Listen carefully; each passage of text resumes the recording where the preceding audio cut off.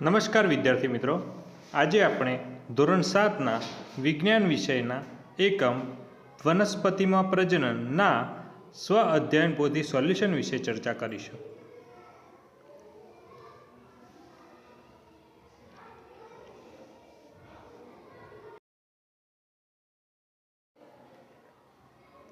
અહીંયા યોગ્ય વિકલ્પ સામે ખરાની નિશાની કરો.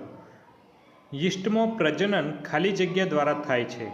અવખંડન, કલિકા સર્જન, બીજાણુ સર્જન કે લિંગી પ્રજનન?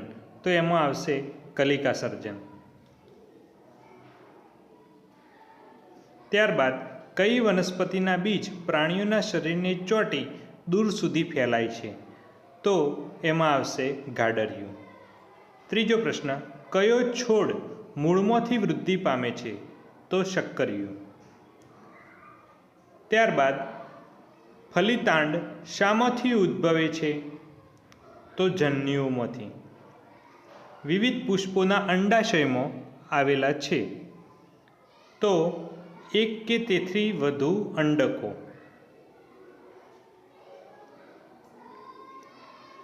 ત્યારબાદ નીચેનામાંથી વનસ્પતિના કયા ભાગો લિંગી પ્રજનનમાં ભાગ લે છે?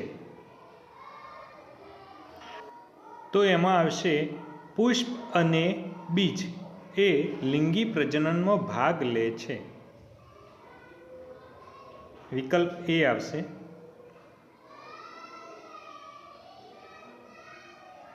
ત્યારબાદ બટાકાના છોડમાં આંખ એ શું છે? તો પ્રકાંડની કલિકા છે. બટાકાનો છોડ હોય એની અંદર આંખ એ પ્રકાંડની કલિકા કહેવાય. ત્યારબાદ ખાલી જગ્યા પૂરો. યીસ્ટના કોષમાંથી એક નાનું બલ્બ જેવું પ્રલંબન જોવા મળે છે, જેને કલિકા કહે છે. સ્પાયરાગોયરા નામની લીલમાં અવખંડન જોવા મળે છે. બે સજીવો મ્યુકર ફૂગ અને હંસરાજમાં બીજાણુ દ્વારા પ્રજનન થાય છે. 11. અલિંગી પ્રજનન એ કલિકા સર્જન, અવખંડન અને બીજાણુ સર્જન પદ્ધતિથી થાય છે.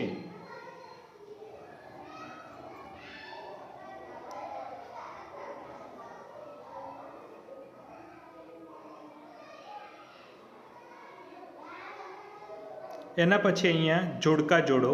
તો બીજાણુ સર્જનમાં આવશે હંસરાજ, લિંગી પ્રજનનમાં આવશે ફળો, અલિંગી પ્રજનનમાં આવશે પ્રકાંડ, એકલિંગી પુષ્પમાં આવશે મકાઈ અને દ્વિલિંગી પુષ્પમાં આવશે સરસવ.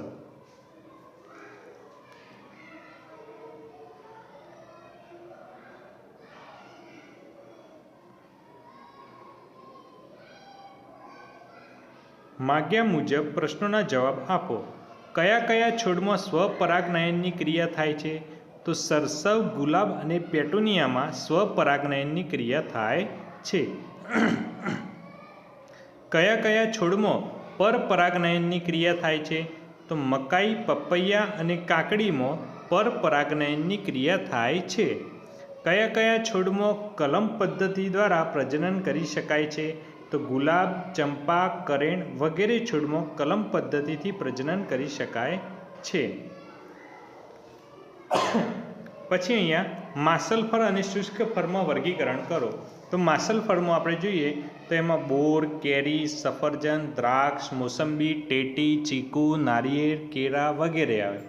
અને શુષ્ક ફળમાં વટાણા, તુવેર, મગ, ચણા, મગફળી, વાલ, ચોખા વગેરે.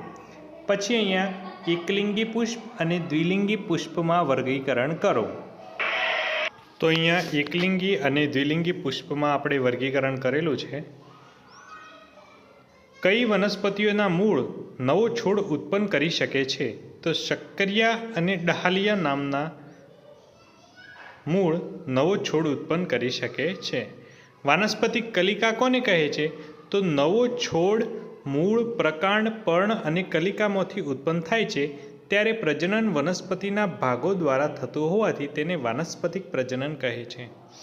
અહીંયા બીજનો ફેલાવો દર્શાવેલો છે. તો પાણી દ્વારા નારિયેળ, પવન દ્વારા સૂર્યમુખી, ઘાસ, સરગવો, મેપલ અને પ્રાણી દ્વારા યુરેના અને ગાડરિયો. પછી વાનસ્પતિક પ્રજનનના ઉદાહરણ પર્ણ દ્વારા આવશે પાનકુટી, પ્રકાંડ દ્વારા બટાકા, આદુ, ગુલાબ, મૂળ દ્વારા શક્કરિયા અને ડહાલિયા, બીજાણુધાનીથી મોસ અને મ્યુકર, બીજાણુ સર્જનથી મ્યુકર અને હંસરાજ, અને અવખંડનથી સ્પાયરાગોયરા. પછી અહીંયા નામ નિર્દેશનવાળી આપણે આકૃતિ અહીંયા બતાવેલી છે.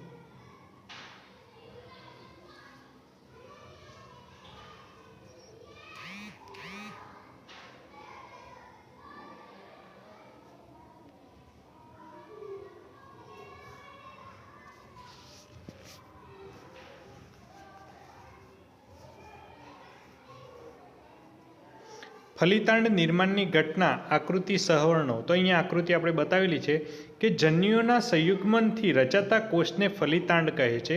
નરજન્યુ અને માદાજન્યુનો સંયુગ્મન થવાની ક્રિયાને ફલન કહે છે. ફલિતાંડ ત્યારબાદ ભ્રૂણમાં વિકસે છે. અહીંયા આપણે આકૃતિનું નામ નિર્દેશન કરેલું છે. હવે કલમ શું છે તે સમજાવો. તો ગુલાબ અને ચંપાની ડાળીને ગાંઠ કાપતા મળતા ટુકડાને કલમ કહે છે. કલમ રોપવાથી નવી વનસ્પતિ ઉગે છે. વાનસ્પતિક કલિકાઓ પણ નવા છોડનું સર્જન કરી શકે છે.